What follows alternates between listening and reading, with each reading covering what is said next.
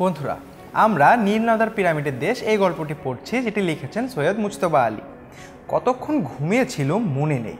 যখন মোটরের হঠাৎ একটুখানি জোর ঝাঁকুনিতে ঘুম ভাঙলো, তখনই দেখি চোখের সামনে সারি সারি আলো।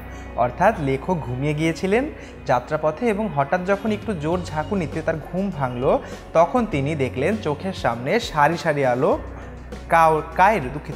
কায়রো পৌঁছে গিয়েছি, অর্থাৎ তারা কায়রো পৌঁছে গিয়েছে, যেখানে তারা যাওয়ার জন্য রওনা দিয়েছিলেন। শহরতলিতে ঢুকলাম, খোলা জানালা দিয়ে সারি সারি আলো দেখা যাচ্ছে। এ শহরতলিতে কত না রেস্তোরাঁ, কত না ক্যাফে খোলা, খদ্দরে খদ্দরে গিজ গিজ করছে। অর্থাৎ আমরা বুঝতে পারছি যে রেস্তোরাঁ কিংবা ক্যাফে সবগুলোই খোলা এবং সেখানে কিন্তু খদ্দরে খদ্দরে পরিপূর্ণ এবং গিজ গিজ করছে। রাত তখন বাজে 11টা।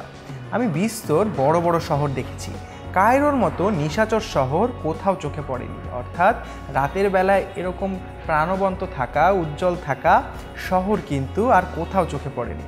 কায়রোর রান্নার খুশবায়ে রাস্তা ম ম করছে, মাঝে মাঝে নাকে এসে এমন ধাক্কা লাগায় যে মনে হয় নেমে পড়ে এখানে চারটি খেয়ে নেই। অর্থাৎ খাবারের গন্ধগুলো, খুশবু এমনভাবে নাকে এসে লাগছে যে মনে হয় গাড়ি থেকে নেমে চারটিখানি আগে খেয়ে নেই।